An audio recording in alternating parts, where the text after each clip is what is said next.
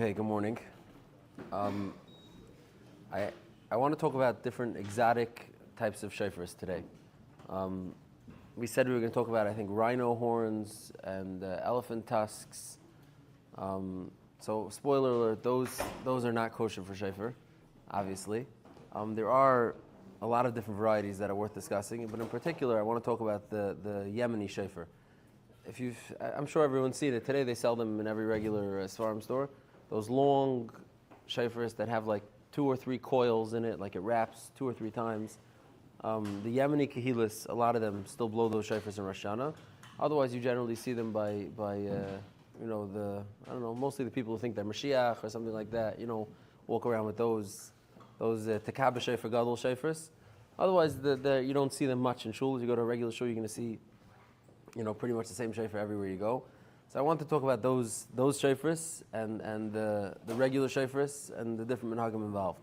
So I want to open with this. There's a letter from a Yakish Talmud Chacham, a German Talmud Chacham, by the name of Rabbi Yamtif Lipman Milhuizen. He made a few takanas. He's a relatively somewhat known person. He made a couple of takanas throughout his times. One of the takanas that he made is he wrote a letter to the Maril, who's the Avi Minig Ashkenaz, who's the Kevei of all Minig Ashkenaz, and in it he encouraged the Maril to make a psak disallowing all other shofars aside from the shofar of an ayil, aside from of a ram.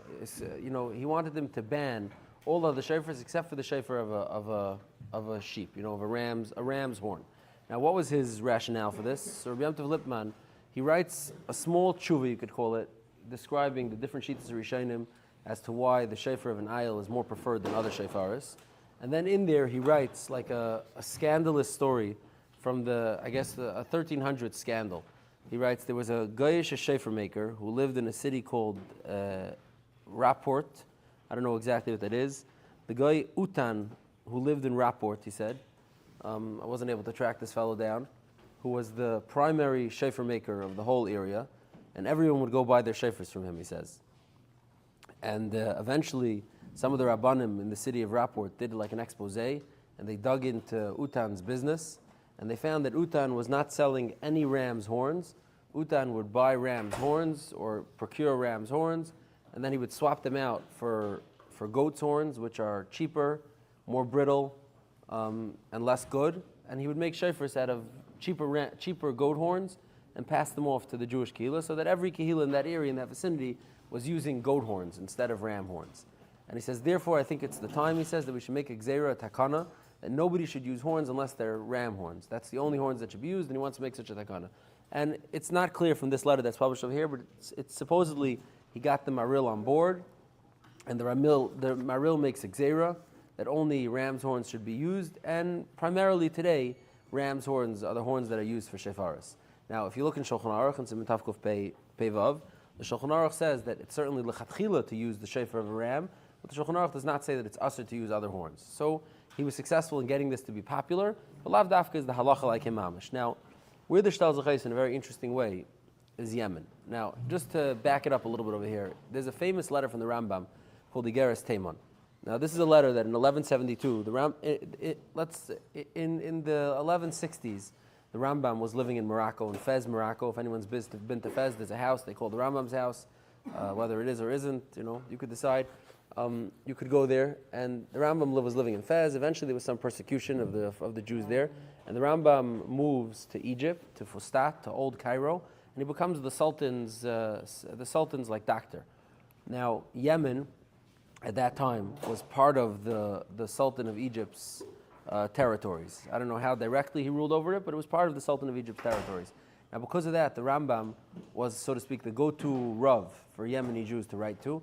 And when the Yemeni Jews were faced with the big tsar in 1172, they wrote, their leader, Rabbi Yaakov Alafyumi, wrote to the Rambam to get like hadracha. Now, what was that tsar they were facing?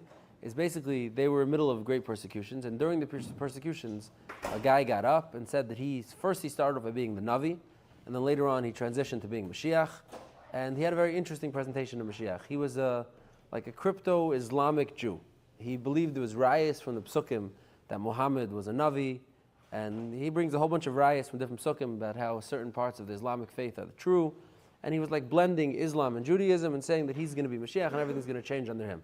Now these are, for the mostly an uneducated populace in Yemen. They write a letter to the Rambam to discuss, how should they deal with this. And the Rambam writes back. It's originally in Arabic, was later translated into Hebrew. Today, actually, Art School just put out an English translation of Igeres Teman, so it's very, very readable finally.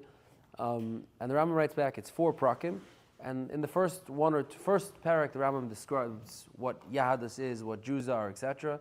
In the second parak, he discusses some of Inyanim Mashiach, and in the third parak he discusses more Inyanim Mashiach. In the fourth parak he tells them what his actual position on this Navi/Mashiach is, and he writes a nice thing to the Jews of Yemen. Now, this Igeres Teman really highlights, punctuates the Rambam's relationship with the Yemeni Jews, so much to the point that in Yemen the halacha became like the Rambam almost hands down. Almost in every sugya the halacha became like the Rambam for a pashtus. The Ramban, in a letter that he writes, years later, 100 years later, the Ramban writes that in Yemen, when they say Kaddish, the Rabbanan, they say, they throw that into Kaddish, meaning that's a chelik of the Kaddish for them, like davening for the Rambam and the Rambam's health. And the Rambam is dead by then, but like davening for the Rambam. So the Rambam becomes like the Marad Asra of Yemen in Gansen in all ways. I saw a sefer from one of the last Rabbanim of Yemen, a Yemeni Rav, who shows that Sachakol and Halacha for Yemeni Minig, there's about 10 exceptions to the rule of the Rambam being the Paisik. There's about 10 things that they don't do like the Rambam. Now, one of those things that they don't do like the Rambam, and this is an interesting one, is when it comes to Rosh Hashanah. Now, what do I mean? The original Minig in Yemen, it seems, was to blow those long, dramatic shofars that we described, like a long horn that raps a few times. Now, what is that? So that comes from an animal called the Kudu. The Kudu is from the antelope family. It's a big deer, and it has these very long, sharp horns, sometimes I think the longest one that someone has in a private collection is 72 inches long, which is incredible. That's like 6 feet. But on average, they're like 50 to 60 inches, which is still a ton. Since they're coiled, they're wrapped up, they only are about this size because they wrap a few times. But they're very, very long, dramatic horns that the Kudu, which is this deer that's not even local to Yemen, produces. And for whatever reason, Mezatam Shia, the Yemeni Jews felt that the sound or the drama of the Kudu horn suited them. They liked it, and they started using the Kudu horn. Now, why is that an exception? So let's go into the Indian a little bit of which shofars a person has to use and why the Kudu horn is problematic, dafka for Yemeni Jews who use it, and less problematic for everybody else. So there's a machlekes Rambam Ravid. The Rambam in Hilchos Shofar in Parak Aleph, Halacha Aleph, right out the gate. The Rambam says mitzvah, they write mitzvah l'shmaya kol shofar. It's a mitzvah for everyone to hear the kol shofar. And what is a shofar, the Rambam says? A shofar, says the Rambam, is a shofar shel ayil. It belongs to ayil kafuf, a ram that's curved, a curved ram's horn. That is the shofar that needs to be blown. It says like the Rambam. It says the Rambam, and if someone blows with any shofar that isn't a shofar shel ayil, he's not yoytz to the mitzvah. And according to most achronim, the Rambam holds it's likuva, that if a person has a shofar that isn't from a ram, he's not allowed to blow it. And there's no point in making a bracha, no point in doing it. It's not a shofar. Says the Ravid, Amar Avram, harav b'zeh hifriz al hamida. He says the Rambam was a little bit megazim.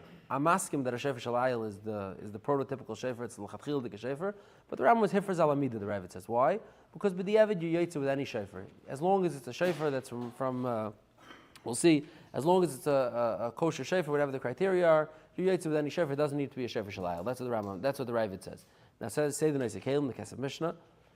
Where did the Rambam get this din from that needs to be a shofar shel ayil? So he brings as follows. There's a Gemara in Rosh Hashanah, a Gemara that brings as follows. A machlekes between, I don't know where it is anymore, but there's a Gemara on Chavav Mid Beis that brings a Mishnah. The Gemara on the Chavav Mid Aleph, first of all, brings a famous din. It says, Kol ha-shofaris are ksherim, except for a shofar shel par, except for the horn of a cow, of an ox, because that's Ikri Karen. That has a different name. That's referred to as Karen. That's not referred to as a shofar. Now, the shofar of an ox is be'atzim very similar to the shofars that we're discussing over here. It's a little bit less curved, but it's be'atzim very similar. It's made the same way. But the Mishnah says that it's possible, and therefore we don't use a shofar shel par. Now, the Gemara brings a few different taimim. One is because Ikri Karen, that's the primary reason. And then the Gemara also brings a tam of ein kateger nasa saneger, because the shofar of a Karen from a cow was used for the egel hazav, and ein kateger nasa saneger, you're not allowed to use that same shofar. Now, if these are two different times and one time, yir shia, that's a din.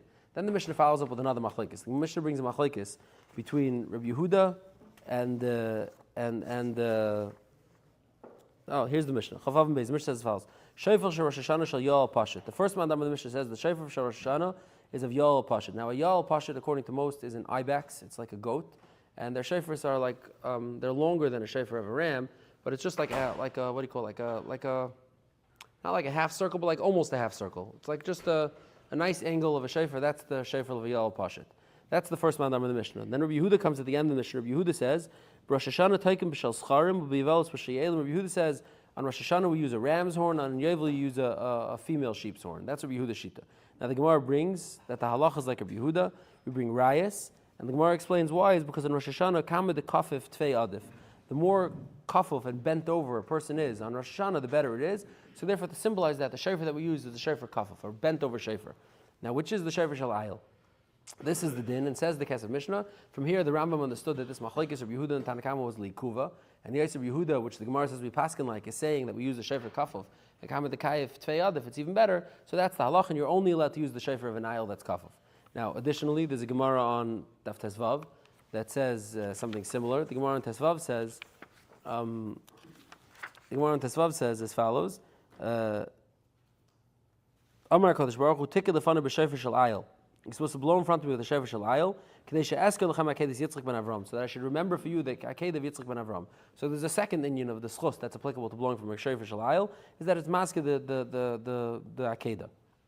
Taisvis Hafanard over here brings Parak Ru'u Bezdin. There's a machlekes about this, but Kaimel and Kurv Yehuda to take him b'shalaylim. So Taisus also seems to hold like the Rambam, maybe not b'di'evid, but Taisus seems to hold like the Rambam also that the shofar that a person has to blow with is the shofar shalayil. That's what you have to use. Now, so what does the shofar shalayil look like when you take it off the just a little practical information? When you take a shofar shalayil off the head of a ram, it's usually curved like, 2 times. It's jagged. It's a little hard to use. And the main issue is that there is no direct line of direct hole that you could bore between the mouth of the shofar and the hollow part of the shofar. Meaning the way a shofar is attached to the animal is there's like a piece, like a bony thing that sticks out of the animal, and then there's a sheath made out of keratin, which is what shofars are made out of, that wraps around that bony protrusion from the animal's head, and then that sheath of keratin curves over a few times. Now the curves, no, this is already repaired. You'll see. Yeah, this is what I'm talking about. This is already repaired. The curves of the shofar, this is the hollow part. From here to here is naturally hollow, is the part that's filled with the bony intrusion. Meaning the animal's bone comes up through here, and when you saw it off over here, and then you soften, put this in hot water, that bony part comes right out. Take a little stick, you pull it out. That bony intrusion is like dried up marrow. That could come right out. The problem is that this part of the shofar, that goes, let's say, till here on a real ram, is not hollow. It's fully solid.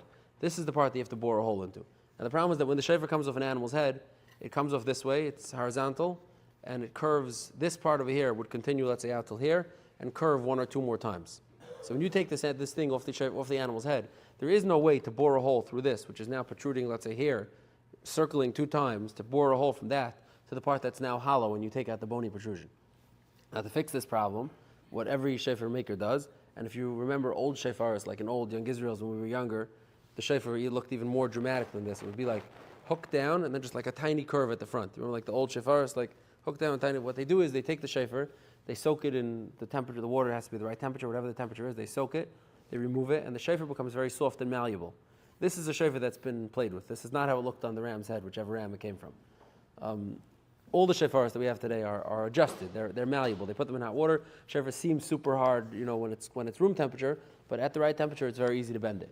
Now, what they do is they take it, they remove this bony protrusion, and then they straighten out the other part of the horn till you could get, a straight angle, where you could just take a drill and make a direct line of sight from the beginning of the shofar till the hollow part of the shofar.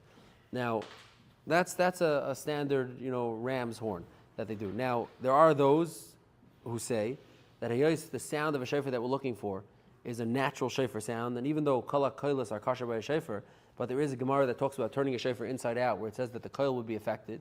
So you see that there is some desire to have the natural coil of a shofar. There are some who say, and this is also interestingly a Yemeni minig, is that the best way to have a shofar is a natural ram's horn.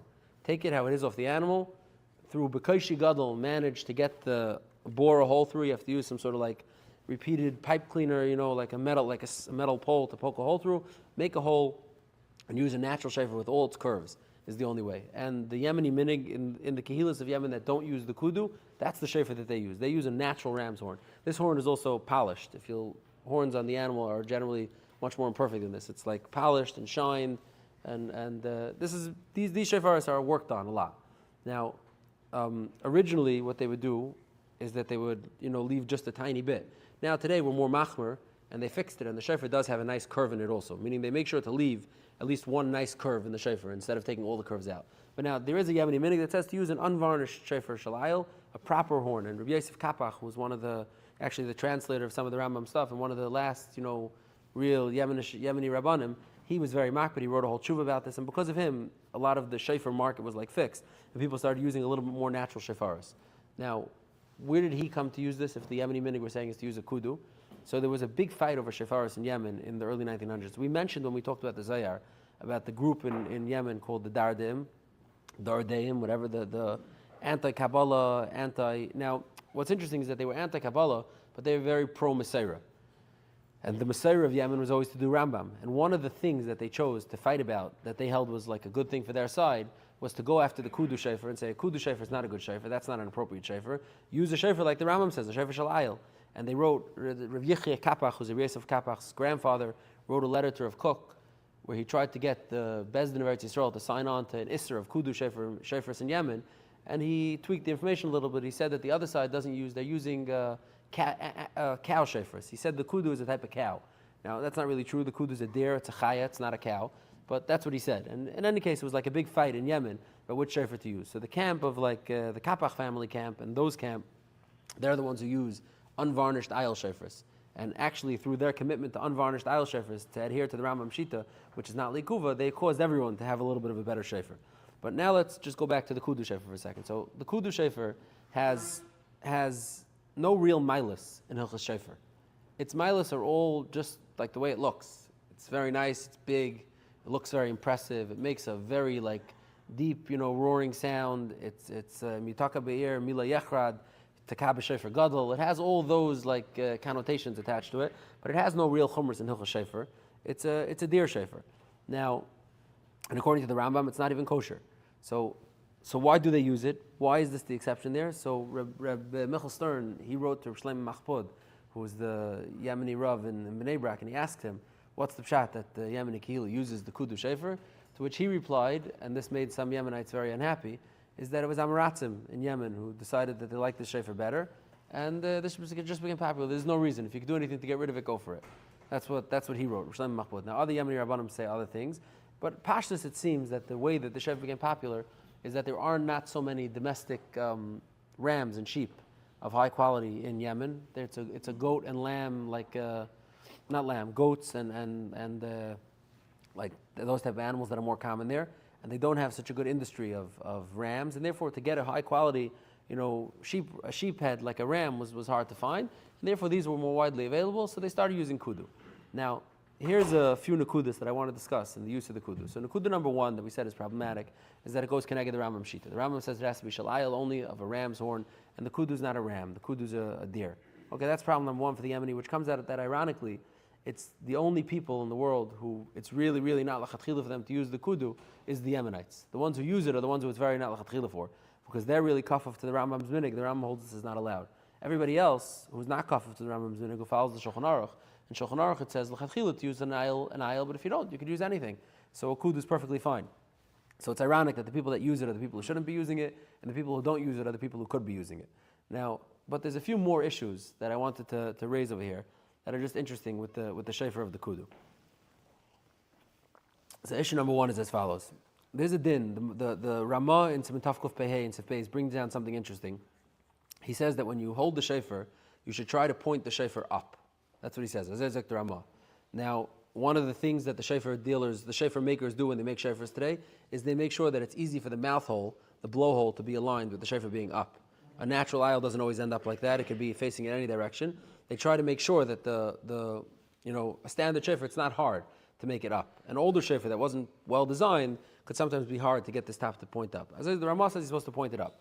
Now, if you look in the Nesei Kelim over there, the different Mefarshim of the Shulchan Aruch, it's unclear why it needs to be pointed up. Magen Avraham says something that should be the tefillah should go lamaila. Other achronim, the Levush, says something else. The Pri Megadim says something else. The Mishabur brings famously from Meir Simcha. Oh, that's for the Yamin actually. But there's many different things that are given, and it's unclear that Mukher Chaim, the Munkache, has a whole language shtickle. What exactly is being required? Is it supposed to be up like this, up like this? Is it supposed to be just high, this part should just be higher than this part? A lot of different shittas in the Rishonim. Now, what's interesting is that there's the Cheshek Shlomo HaKayin of Vilna. He writes that this din in the Ramah is a whole different din. He's the first one to say this, I think, but he writes it's a whole different din. There's a din by, let's say, lulav. You have to hold it derech gidulasei. The lulav has to be held the way it grows. The top has to be on top, and the bottom has to be on bottom. He says the shofar is also a thing that comes from nature, and the halacha is that any time you use a tashmish mitzvah that comes from nature, it has to be derech gidulasei. Otherwise, it's like a gelechter. It's a din of derech gidulasei. So the Cheshek Shlomo HaKayin of Vilna says this din that the Ramah is saying to hold the shofar upright or facing upwards is the derech gidulasei din. That's what it is. Now, here's the issue. This is how a ram's horn grows on a ram. It comes out horizontally, like this. This is the base on the head, and then it curves one or two times, and it will usually end up pointing down here. So there's no problem that this is corrected, right? That this is unraveled, chopped down a little bit, and corrected to be a straight line. Fine, that's all good. But the problem is that if you need derech gedilasei, then you need to end up something like this, something with this on the side. Which is why today the modern shofars, they try to do this. If you're going to hold the shofar on the right side of your mouth, which is how most will hold it, like this, here you're going to end up with derech gidilasei pachas yaser. Just the angle's a little off, but it's derech gidilasei pachas yaser. This is showing up over here. Now, kudu horns grow very differently. Kudu stands with its head up here, and the shofar goes in a straight line. It spirals out of it like this, because kudu horns are made for a very different purpose. Ram's horns are on the animal for ramming. It's in the name. They're used for ramming, they lock heads, they battle each other like that. It's not meant to kill anybody. The horn is not sharp at its edges. This is the front-facing side of the horn. A kudu horn is meant to do battle, to protect itself from predators. Its horns reach all the way up here, and they're able to tuck their head down and ram anything with those horns.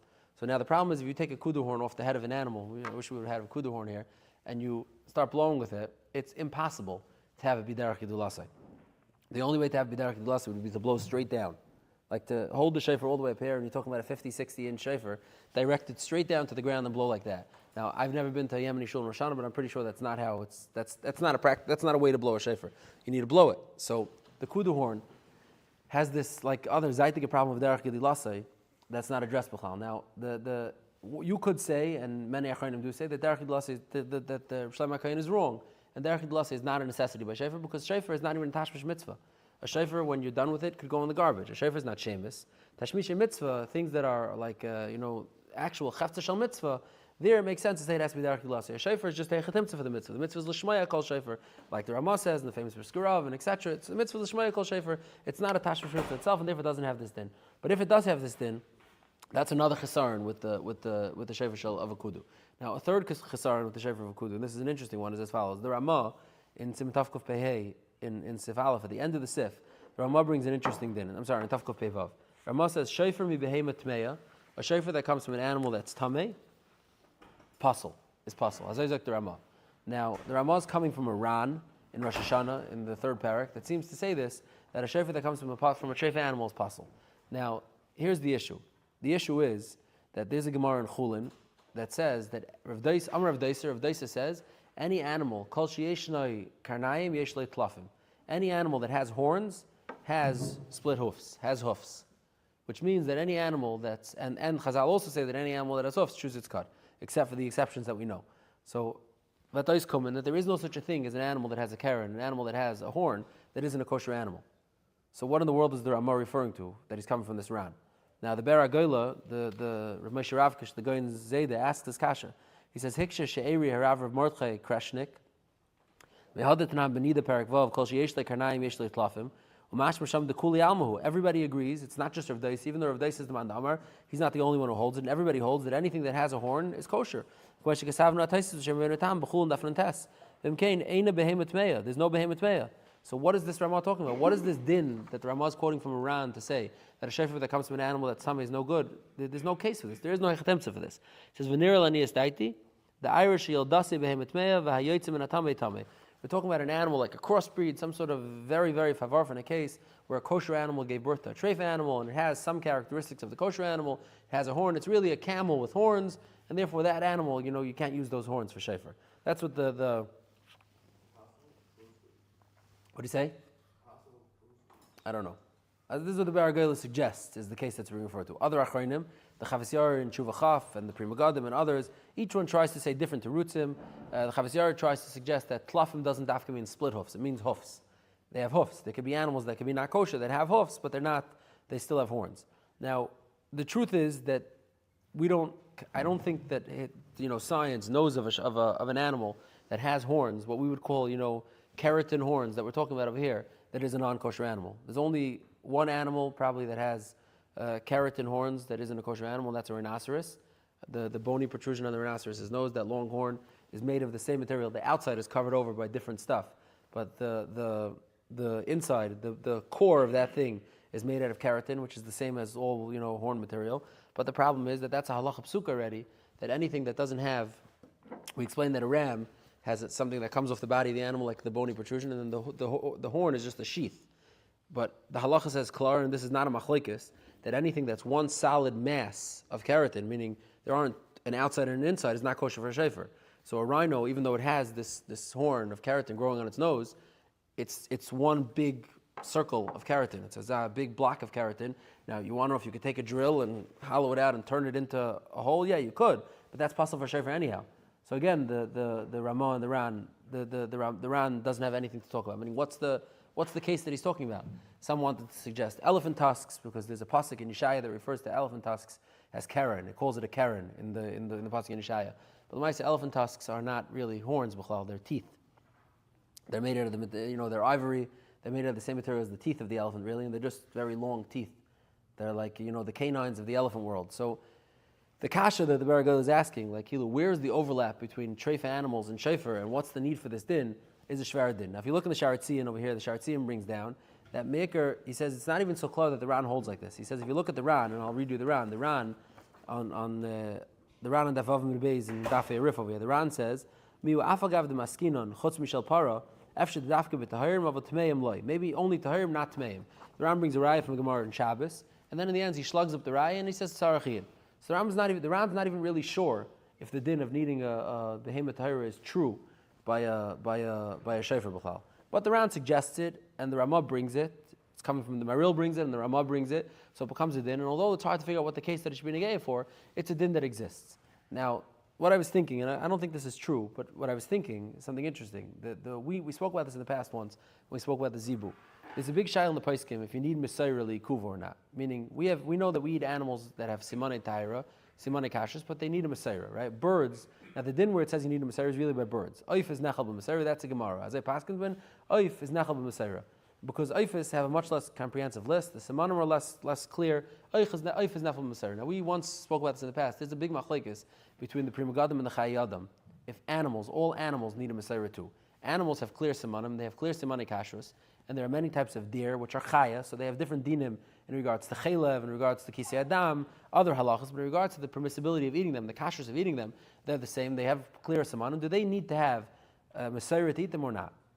Now, there's a big machlekes between the Chayei Adam and the Pri Megadim about this, and we spoke that there was a big controversy in Eretz Yisrael when the cattle stock was cattle called zebu, which is like an Indian, big, massive Indian cow with like a hump on its neck. We talked about this a while. I don't remember when this was, maybe 2 years ago already. And there's a big machlekes if they could eat it or not, or if Herzog wanted them to eat it. The Chazon Ish was very machmer. The Chazon Ish really saw it through. He sent like Mar Mekaymis, the Panovich Yeshiva, to all the Rosh Yeshivas to talk about it. He sent like the Mar Mekaymis here, please talk about this, like in Shir, Tel Da'ilim. That's Seif, the population of cattle that Eretz Yisrael ate from actually was crossbred with the Zebu, and in the 90s there was another big tumult about it. Rabbi Yashiv was involved, and this was that shmooze. Now, here's the issue. The issue is that there is no Messiah on eating a kudu. A kudu has simane kashrus. It's a deer. It has the same simanim as a kashrus as a deer. But there is no Messiah to eat kudu. Nobody eats kudu. There's no such a thing. So now how do you look at something that doesn't have a Messiah? Do you say if it doesn't have a Messiah for kashrus, so it's considered a behemoth tmeya, so to speak? It's not actually tameh, but here it's not nechal. It has the din of behemoth tmeya, and you can't make a shayfer from it? Or do you say, no, it's kosher. We'd rather don't eat it because we don't have a Messiah on it. And we paskin, let's say, like the Chayei Adam, like the Chazon Ish says, for Yotze Tivei B'chol Eretz Lita, and everybody holds like him, so the Chayei Adam is the Paisik, we paskin like him, but it's not unkosher, and you're allowed to eat it. Now, I don't know. I think it's shver to say that an animal that's be'atzim has the simane kashrus and it just doesn't have a Messiah is called a behemoth tmei l'gabi this din of menamuter b'ficha, that you can't blow shayfer from it.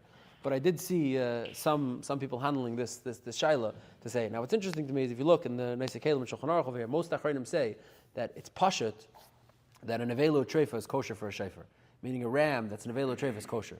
So you see l'chayra clearly that even if it's not actually edible, you could use the shofar because it's a min tar, it's a kosher animal. Now, ulay yesh l'chalik, that there's a difference between something that we don't have a Messiah on, and if you hold Messiah's likuva, so this is not an edible animal, as opposed to a behema nevela treifa, punctinality, this particular one of this species, inality, but it's not a psak on the whole species. I just leave it as another open-ended possible critique of the Yemeni minig of using a kudu, is possibly it's not menamot beficha. In any case, yeah, I don't know.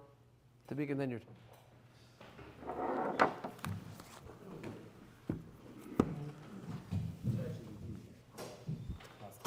You've just experienced another Torah class brought to you by TorahAnytime.com.